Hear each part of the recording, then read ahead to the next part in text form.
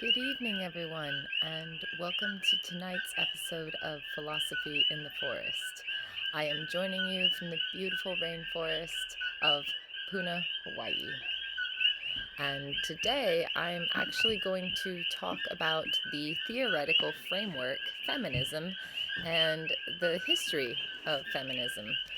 So, from the 18th century, the Bluestockings, who were our proto feminists, to today's fourth wave, fifth wave, and beyond. Um, so, the definition of feminism has been evolving since the 18th century, the 1700s. Although the word feminism did not enter our lexicon until the 19th century. So back in the 1700s, the first advocates for women's rights were women called the Bluestockings, and they gathered in salons. And one of the more famous Bluestockings is Mary Wollstonecraft, who was actually Mary Shelley's mother, the author of Frankenstein. And these women advocated for gender equality and the education for women, while providing a space for free speech in their salons. And by providing this space for others to discuss ideas and to be able to look at various philosophical paradigms, they actually became role models for free speech. So this was in a time period before the term feminism existed. This is a pre-industrial era. Someone who came along probably to bridge this gap, not necessarily a Bluestocking, but Jane Austen is a very famous writer who brought forward a lot of those types of ideals for women. And of course, there's Mary Shelley, whose own mother, Mary Wollstonecraft, was a Bluestocking, who did write Frankenstein and who is maybe one of the most influential Gothic writers. So this was intellectual circles and salons, and mainly in England.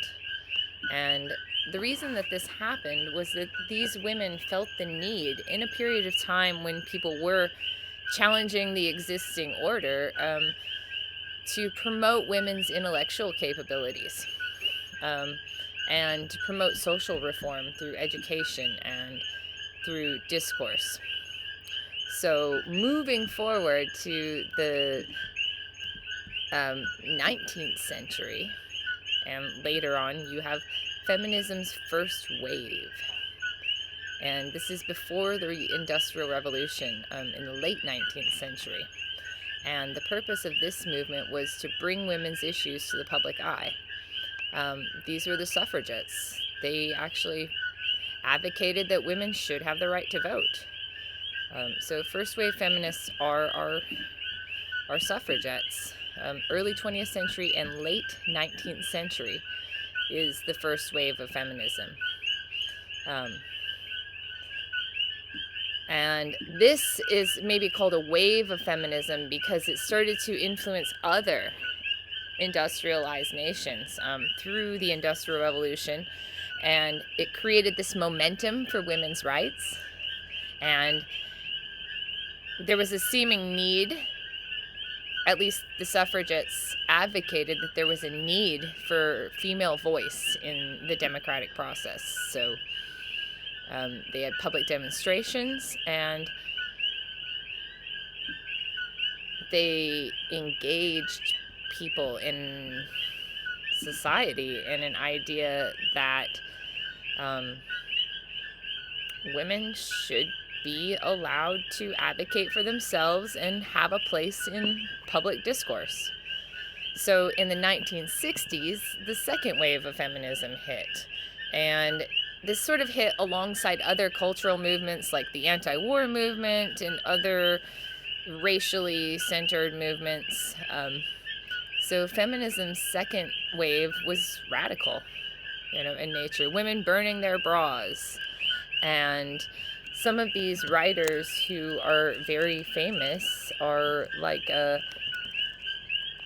wrote about sexual identity,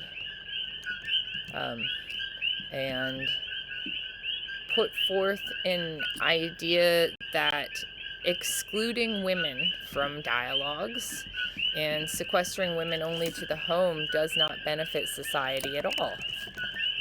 That our intellectual circles and that our society will go further if we include women.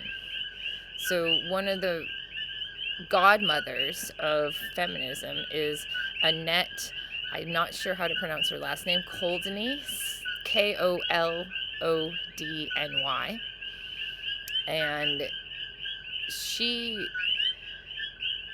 was influential mainly because she sort of said, maybe we need to look at women's voices.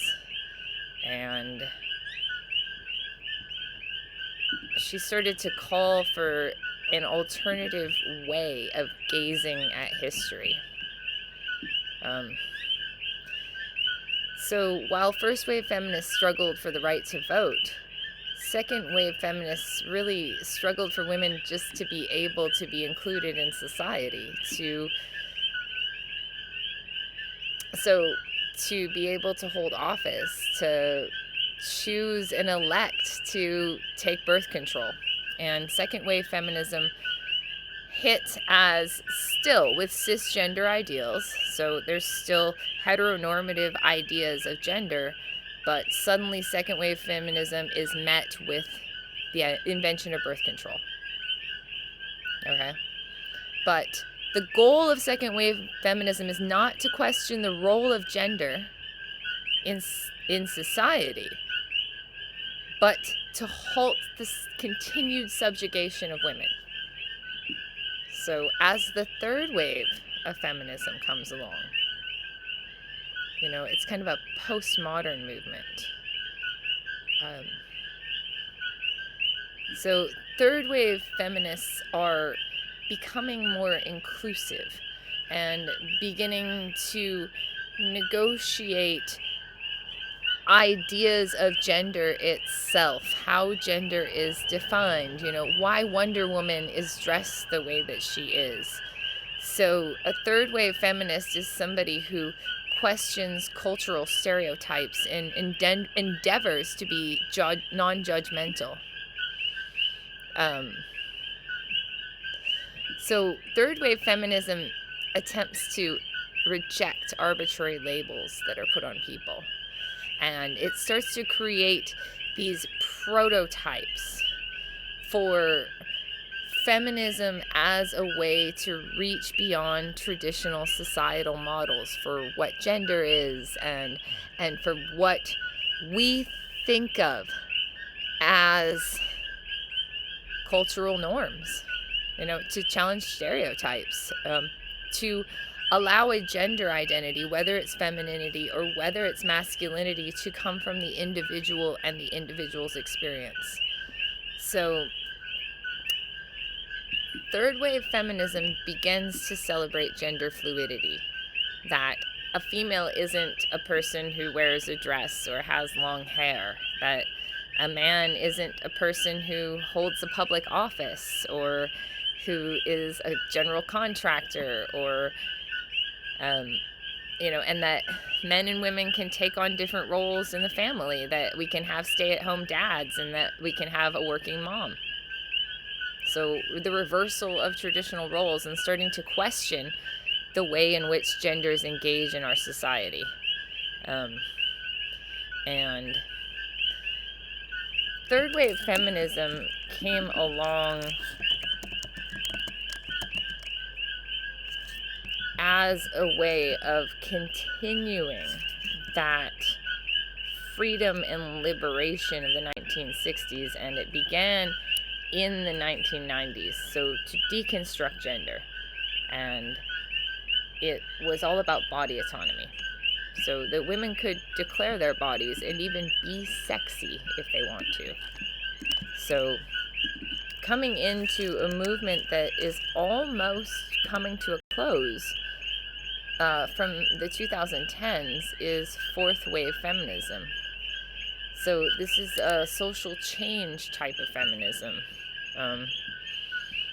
And it becomes a more vocal form. And it builds on the old theories, and it presses forward the ideas of gender fluidity, but it's about advancing beyond the standards of our binary culture and working towards a society that is not divided by biology, but united through our experience and our humanity. So to come up with a way of not defining a human being. Now, this in no way means not respecting a human being or respecting a human being's gender identity, or their pronouns. This is allowing a human being to define themselves. So fourth wave feminism, we come up with these ideas of inclusion, inclusivity. That it's not even feminism anymore by the fourth wave. It's human. It's about being a human. And so putting a close on this, as online activism has come to a new place, and we have a new culture of intersectionality, whether or not it's being suppressed in certain parts of the world, or whether or not the socio-political culture changes, we still have access to this tremendous online community that has pushed forward the rejection of some very, very traditional norms, even feminist perspectives. And this is beginning to be maybe labeled a fifth wave of feminism. And the fifth wave totally throws it all away to rebuild it as a new feminism, intersectional feminism, which includes this term, intersectionality. People have multiple overlapping identities, race, gender, class, and these multiple overlapping identities create unique experiences and privileges and unique types of oppression. So by recognizing people and where they are in their multitude of spaces, we're able to appreciate and interact with people and influence each other. And create a more accountable society. So something that I have really enjoyed is a book called Feminist Accountability, and it is by Anne Russo, and it's about how to transform the traditional lines of our society by doing work in accountability and by asking harder questions of ourselves. So this book was first published in 2019, but I think it is a seminal work in the intersectional analysis of what's become this new wave, of what we call community accountability, transformative justice, all of these terms that have been given a lot of weight, but how to build a way of cultivating dialogues in communities by hearing the voices, marginalized voices, and understanding our own function within these communities. So as we move forward, there is an intersectional future that is being celebrated through the theoretical framework of feminism. So as the sun sets here on Hawaii Island, aloha, and thank you for tuning in as I speak on a theoretical framework, feminism. Aloha.